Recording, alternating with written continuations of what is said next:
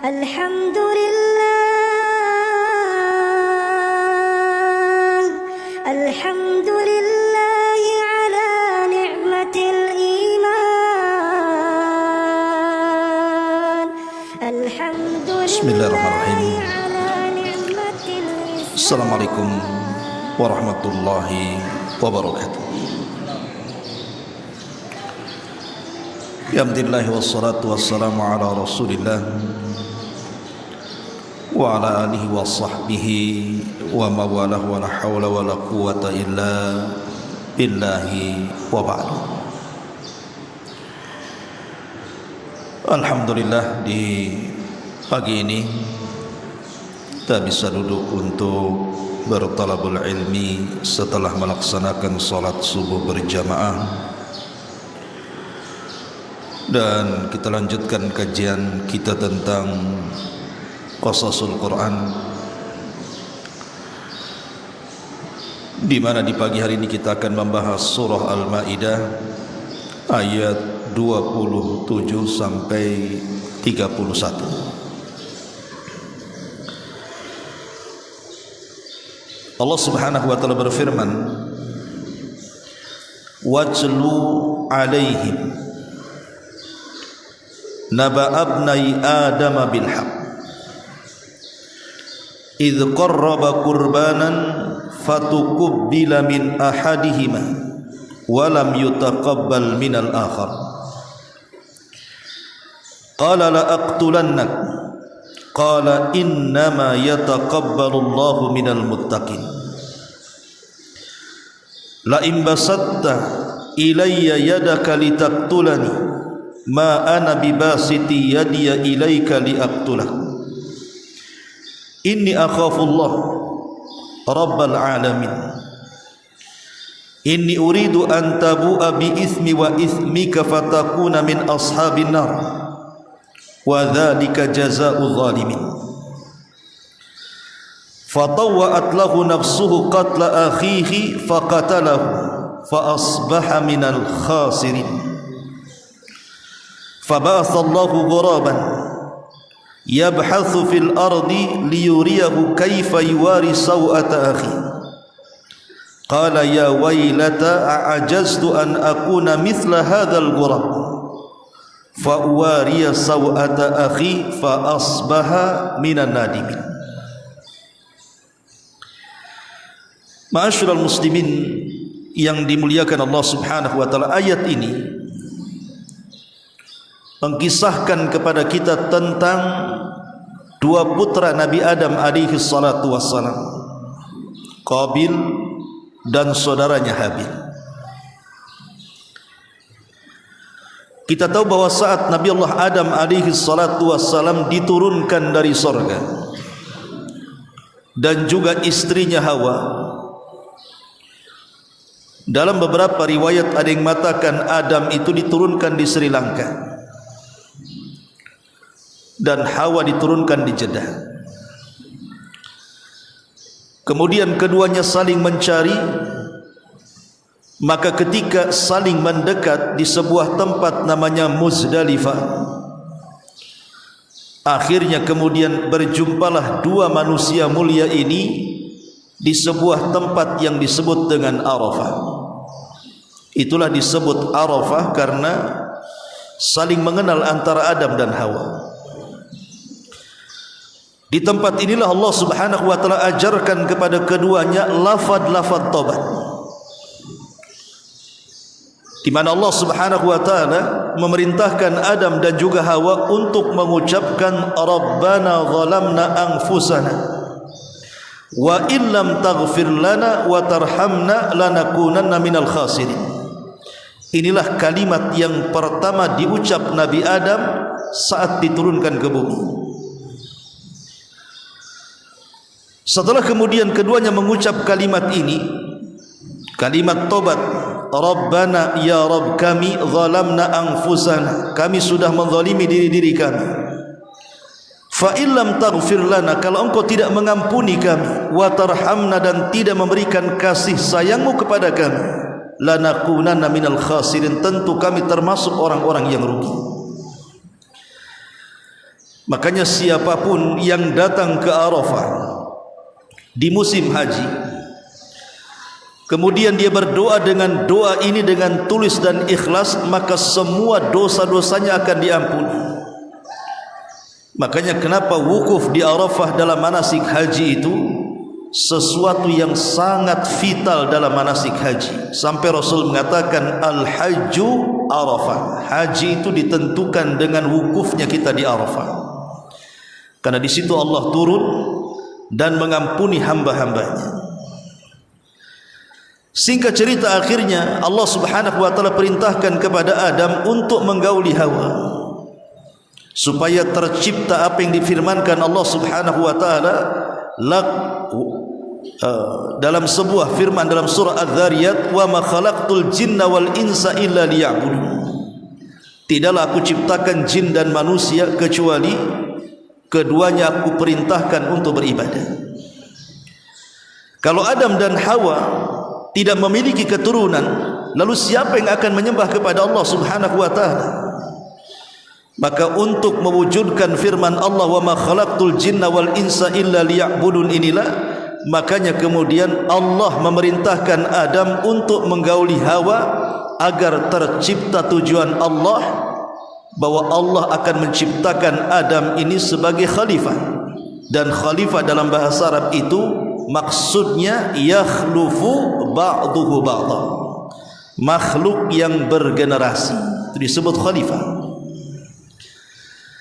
Maka dari pernikahan Adam dengan Hawa inilah Allah anugerahkan setiap Hawa hamil selalu kembar, tau'am dalam bahasa Arab. Bahkan dalam riwayat ada yang mengatakan Hawa itu sampai melahirkan 20 kali. Berarti kalau sekali lahir kembar, berarti putra Adam itu dan putri Adam itu semuanya 40 orang. Lah anak yang paling besar itu disebut Qabil, kemudian adiknya disebut Habil. Karena putra-putra Adam sudah pada dewasa, maka Allah Subhanahu wa taala perintahkan kepada Adam untuk dinikahkan satu dengan yang lain dengan cara silang, di mana kembaran Habil menikah dengan kembaran Qabil dan sebaliknya juga demikian. Jangan sampai kemudian ada pernikahan saudara, karena kalau seandainya di zaman itu ada manusia selain daripada turunan Adam alaihi salatu wassalam, tentu akan dinikahkan dengan orang lain. Tapi karena makhluk atau manusia terbatas kala itu, ya dengan cara itulah Allah Subhanahu wa taala menjodohkan antara Qabil dan juga Habil dengan sesama kembarannya. Masalahnya bahwa Habil ini saat dilahirkan dan juga kembarannya, Habil diberikan paras yang sangat tampan sekali, tapi kembarannya tidak terlalu cantik. Kebalikan dari Qabil, Qabil ketika dilahirkan dia bukan orang yang tampan, tetapi kembarannya cantik sekali. Yang namanya dorongan manusia, sebagaimana Allah mengatakan zuyyina linnasi hubbus syahwati minan nisa, namanya manusia itu dihiasi cinta kepada wanita. Maka Qabil dan Habil ini sama-sama menghendaki wanita yang cantik, kembaran daripada Qabil. Tentu tidak mungkin satu wanita diperebutkan dua laki-laki. Akhirnya kemudian Adam alaihi salatu wassalam memerintahkan keduanya untuk berkurban. Siapapun yang diterima kurbannya berhak menentukan pasangannya. Dari sinilah kisah diceritakan di dalam surah Al-Maidah ayat 27 ini. Allah Subhanahu wa taala mengatakan wajlu alaihim, wahai Muhammad, bacakan kepada mereka. Ayat ini sebenarnya yang bicara tentang Habil dan Qabil ini menyindir kepada umat Yahudi. Karena sebelumnya ayat ini bercerita tentang masalah hasadnya orang-orang Yahudi. Begitu hasadnya orang-orang Yahudi kepada kaum muslimin yang ada di kota Madinah, sampai berakhir kepada menanamkan permusuhan yang lebih besar dibandingkan orang-orang musyrik. Sampai Allah mengatakan, la tajidanna asyaddan nas adawatan lilladzina amanul yahud walladzina asyraku. Engkau akan mendapati manusia yang paling bermusuhan dengan orang-orang yang beriman. Pertama Yahudi, baru orang-orang yang menyekutukan Allah.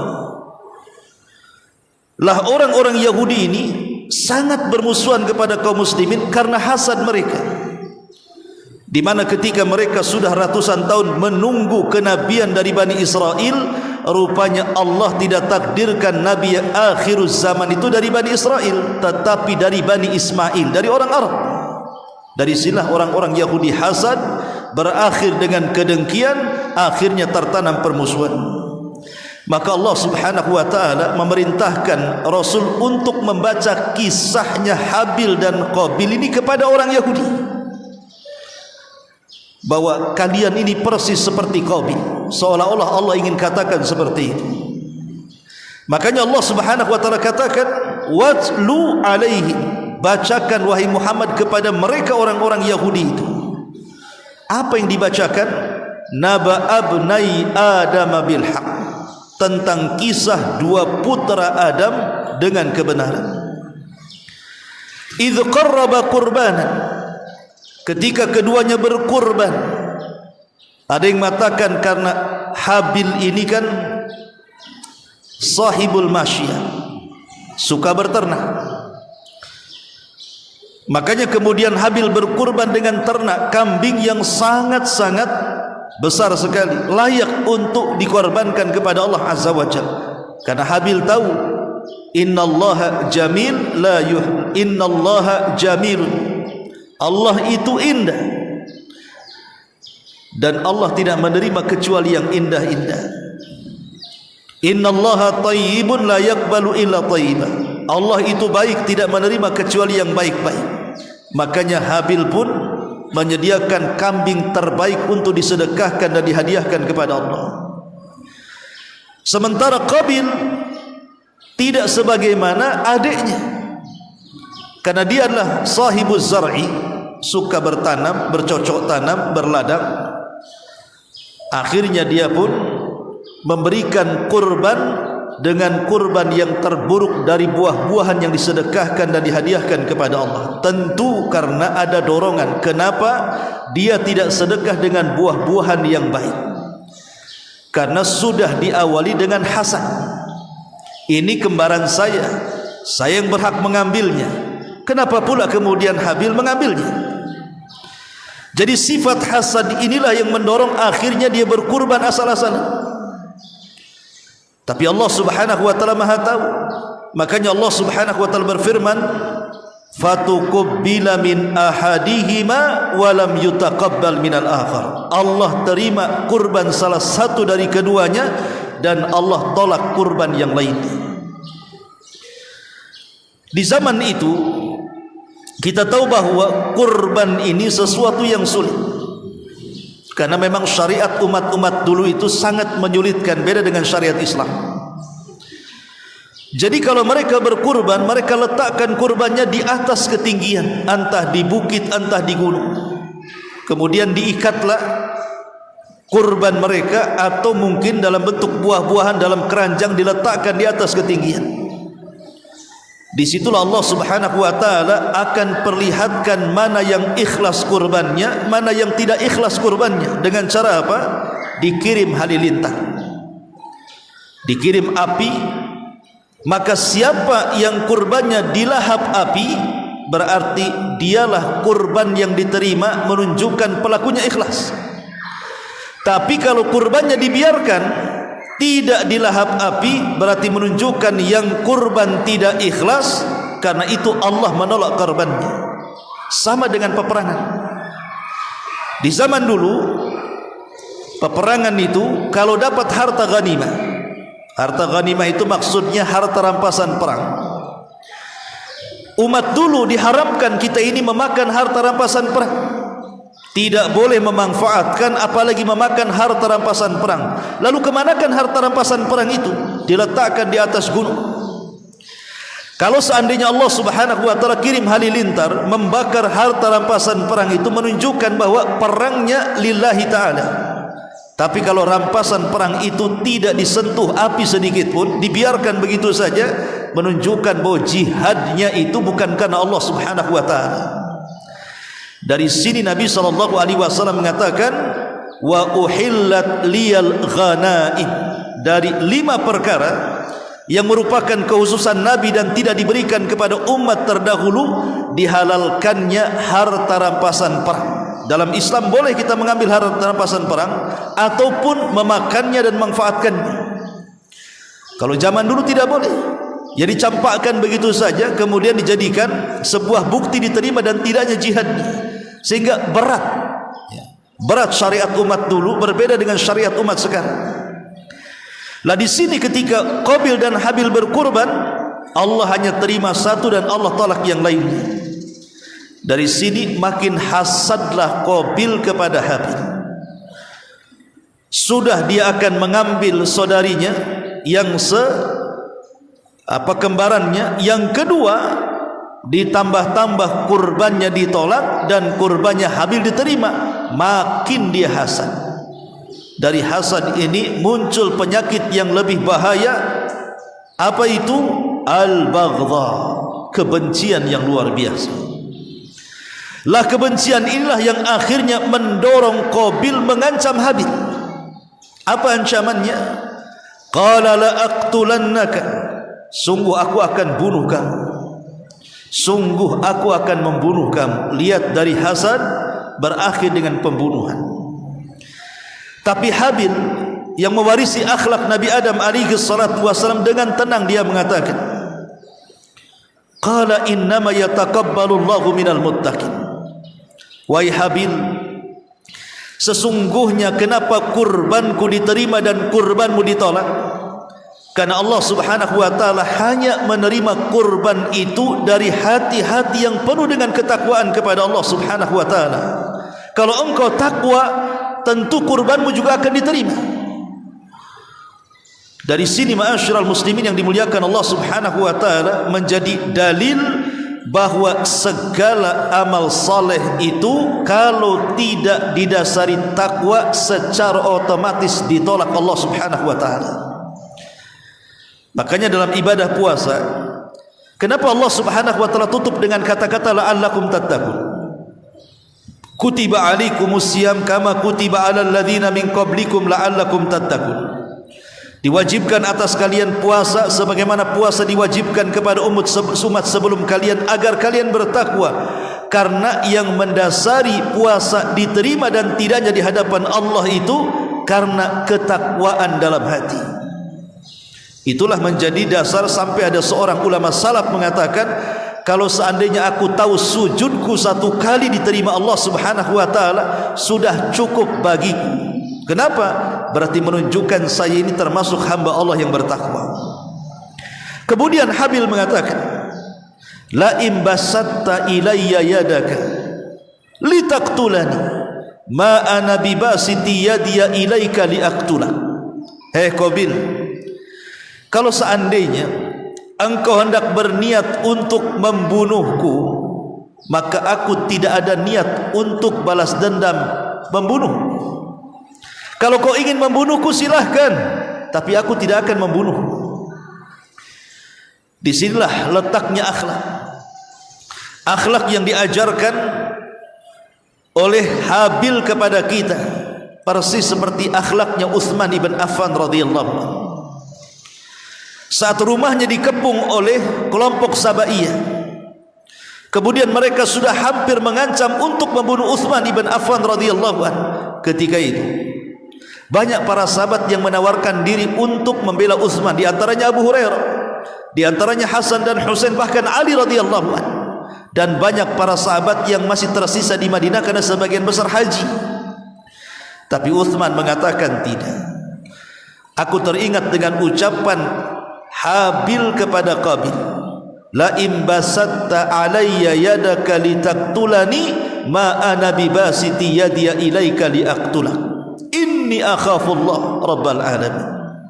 Kata Utsman, aku teringat dengan ucapan Habil kepada Qabil, kalau mereka hendak membunuhku orang-orang Sabah, ya silahkan bunuh aku, tapi aku tidak mungkin membunuh mereka, katanya, karena aku tidak mau ada pertumpahan darah di kota hijrahnya Nabi SAW.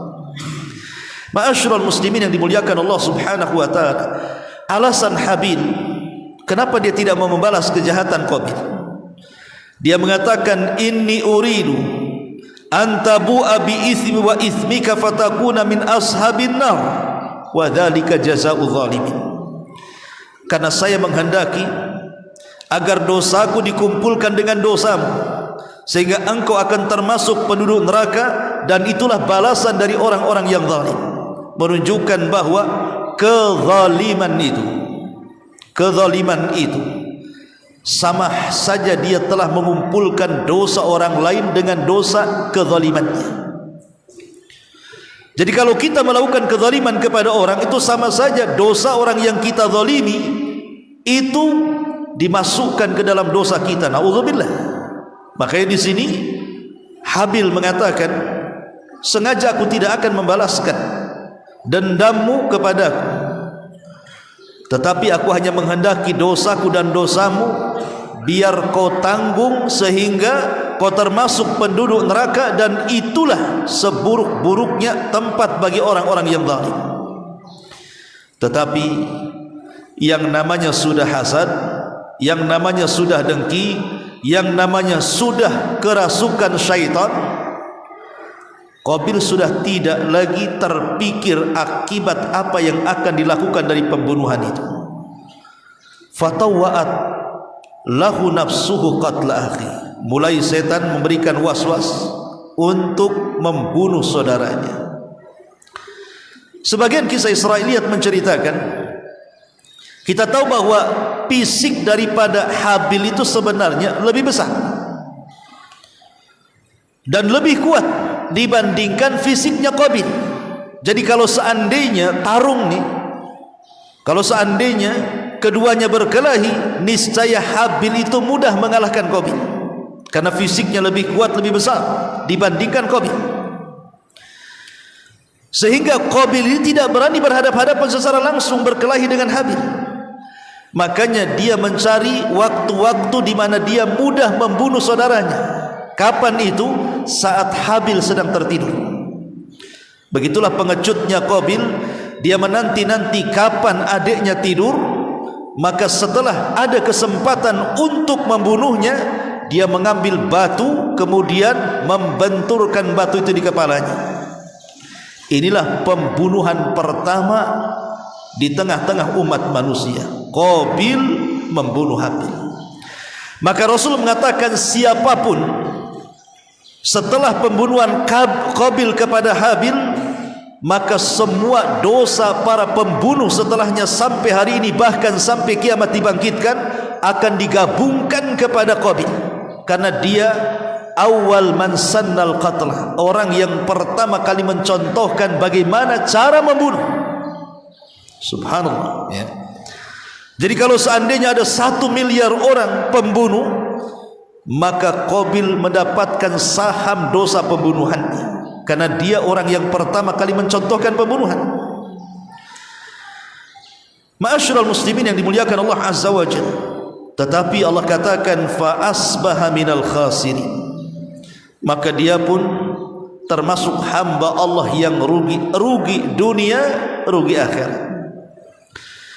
Setelah kemudian dibunuh jasad Habil ini, ya, dalam riwayat Israiliyat kita tahu kisahnya memang rata-rata dari Israiliyat. Ada yang mengatakan jasad itu disembunyikan selama setahun. Jadi selama setahun disembunyikan jasad dari Adam, dari ibundanya Hawa, dari saudara-saudaranya yang lain, sehingga tidak tahu keberadaan Habil di mana. Sementara di sisi lain Qabil bingung macam mana dengan jasad yang disembunyikan ini, karena di zaman itu belum ada orang mati, belum ada orang yang terbunuh atau dibunuh, sehingga tidak kenal macam mana fardu kifayah. Macam mana kemudian dengan jasad orang yang mati harus diapakan?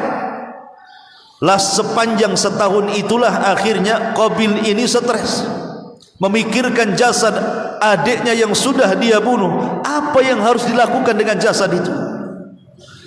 Maka Allah Subhanahu wa taala katakan, fa ba'atsallahu ghuraban yabhathu fil ardi liyuriyahu kaifa yuwari sau'ata akhi. Tiba-tiba di satu waktu Qabil ini sedang duduk termenung, nampaklah ada burung gagak yang sedang berkelahi dengan kawan gagaknya. Kemudian yang satu gagak ini mengalahkan kawan gagaknya. Setelah mati kawan gagaknya, dibunuh oleh gagaknya ini, maka burung gagak ini akhirnya menggali dengan kakinya. Setelah itu dia masukkan saudaranya yang dibantai dia, kemudian dikuburkan. Dari situ terpikirlah oleh Qabil, itulah yang bisa dia lakukan dengan jasad adiknya Habil. Maka dia menyesal. Setelah 1 tahun dia bingung macam mana caranya dengan jasad adiknya itu. Makanya kemudian dia mengatakan, ya wailata a'ajaztu an akuna mithla hadzal ghurab. Duhai celaka aku, kenapa aku tidak seperti burung itu dari dulu sejak terjadi pembunuhan itu? Kenapa baru sekarang katanya? Baru tahu caranya kemudian menguburkan orang yang sudah mati. Fa'uwariya sawata akhi, supaya aku bisa kemudian menutupi jasadnya. Maka Allah katakan, fa asbaha minan nadimin, dia pun termasuk orang-orang yang menyesal karena terlampau lama membiarkan jasad itu, sehingga dia stres hidupnya memikirkan tentang adiknya. Dan begitulah ikhwatu fiddin biasanya para pembunuh, maka dia akan dibayang-bayangi oleh orang yang telah dibunuhnya. Umumnya para pembunuh itu akan dibayang-bayangi oleh orang yang dia bunuhnya itu. Makanya betapa banyak orang-orang pembunuh itu stres. Saya itu kenal satu kawan di polisi. Ya namanya polisi dalam bertugas itu, ya bisa saja membunuh orang karena terpaksa atau membela diri dan begitu seterusnya gitu. Jadi bercerita, aku pernah membunuh 1 orang Ustaz gitu. Dan sampai hari ini saya tidak pernah lupa dengan kasus itu. Padahal ketika itu saya diserang dan saya tidak sengaja harus meletuskan pistol itu. Rupanya terkena bagian badan yang dengan peluru itu akhirnya dia meninggal.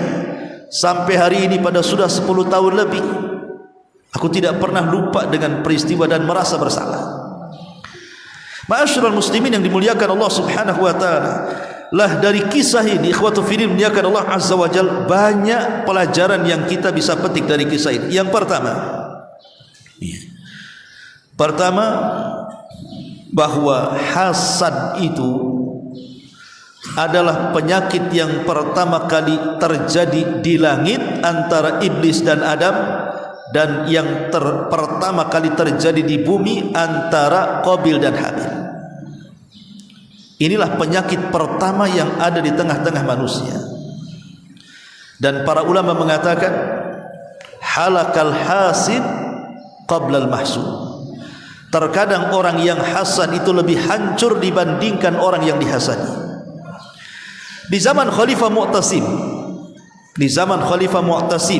Khalifah Abbasiyah. Jadi Khalifah Mu'tasim ini dia suka dengan salah seorang badui. Dia kenalan dengan seorang badui. Rupanya badui ini ahli syair dan suka bercanda.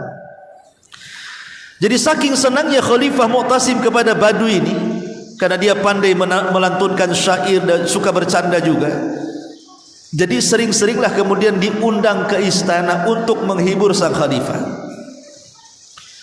Terkadang sang khalifah mendudukkan di sampingnya, terkadang bercanda sambil tertawa keduanya. Jadi ada salah satu menteri daripada Khalifah Mu'tasim itu hasad dalam hatinya. Kok bisa orang badui sedekat itu dengan khalifah? Bisa bercanda, bisa tertawa, sementara aku ini menterinya tidak pernah sedekat itu dengan khalifah. Rupanya menteri ini adalah menteri penjilat penguasa. Tertanamlah sifat hasad sampai pada waktunya dia ingin berbuat jahat. Jadi sang menteri ini melihat jadwal kapan khalifah memanggil si badui ini. Setelah dia tahu jadwalnya kapan sang khalifah memanggil sang badui ini, akhirnya kemudian sang menteri ketika tahu bahwa si Badui dipanggil ke istana, sebelum datang ke istana diajak ke rumahnya dulu. Untuk apa? Diajak makan enak. Jadi si Badui ini diajak makan enak oleh sang menteri. Rupanya makanan yang diberikan kepada si Badui itu adalah makanan yang berbau. Memang enak, tapi mengeluarkan bau tak sedap. Mungkin bahasa kita makan jengkol, makan pete enak, tapi kan keluarnya bau mulutnya. Setelah kemudian dikenyangkan si Badui ini, sebelum sampai si Badui ini ke istana khalifah, sang menteri sudah duluan sampai. Kemudian menceritakan kepada sang khalifah Mu'tasim ini, "Ya khalifah, tahu enggak si Badui itu?" Kata khalifah, "Tahu. Memang hari ini dia jadwalnya datang kemari untuk menghiburku," katanya. Kemudian sang menteri mengatakan, "Ya khalifah, tahu enggak kelakuan dia di luar?" Kata sang khalifah, "Tidak tahu. Dia itu suka memburuk-burukan Anda di hadapan manusia." "Kok bisa?" "Ya, dia suka ngomong sama orang bahwa mulut engkau sangat bau wahai khalifah. Engkau ini kalau bicara mulutnya bau," kata sang Badui itu, dan itu dibicarakan kepada manusia. Ya terang saja khalifah ini marah. Kurang ajar si Badui itu. Ketika kemudian sang khalifah mengatakan, "Kalau gitu panggil si Badui kemari." Setelah dihadapkan, si Badui tahu bau mulutnya itu tidak enak. Sementara dia akan berhadapan dengan khalifah, maka dia kalau ngomong serbannya ditutup ke hidungnya, ditutup ke mulutnya, karena tahu takut bau mulutnya sampai ke khalifah. Sang khalifah pula sudah dapat informasi dari sang menteri bahwa si Badui menganggap mulut dia yang bau, padahal si Badui menutup mulut itu supaya bau mulutnya tidak sampai ke khalifah. Khalifah salah faham, jangan-jangan betul nih si Badui menganggap bau mulut saya bau, makanya kalau ngomong dia menutup mulutnya, katanya. Kalau gitu memang betul tuh informasi sang menteri itu. Kemudian khalifah mengatakan kepada seseorang, "Kemari kamu, ambil kertas dan pena." Diambilnya kertas dan pena, kemudian ditulis.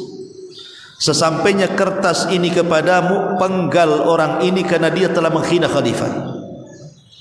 Kemudian kertas itu dilipat, dimasukkan ke amplop, diserahkan kepada Badui.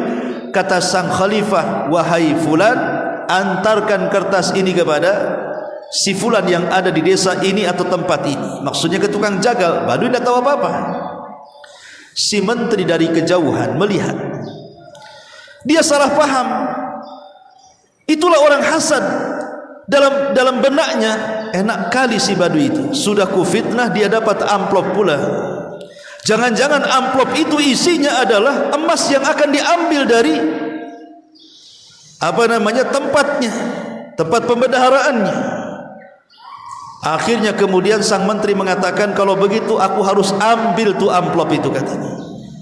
Jadi ketika sang Badui keluar, di pintu sang menteri sudah ada di situ dan mengatakan, "Wahai Badui, saya lihat engkau diberikan amplop. Amplop apa itu?" Si Badui ini polos saja, tidak tahu. Tiba-tiba sang khalifah ngasih itu, disuruh diantar ke tempat anu, katanya. Karena khalifah si menteri ini sudah hasad duluan, dikiranya itu mengambil emas. Dia mengatakan, "Bagaimana kalau amplop itu aku yang bawa?" katanya. Dia tidak tahu mau kemana tuh amplop itu. Dibawalah amplop ini sampai ke tempat tujuan sang khalifah.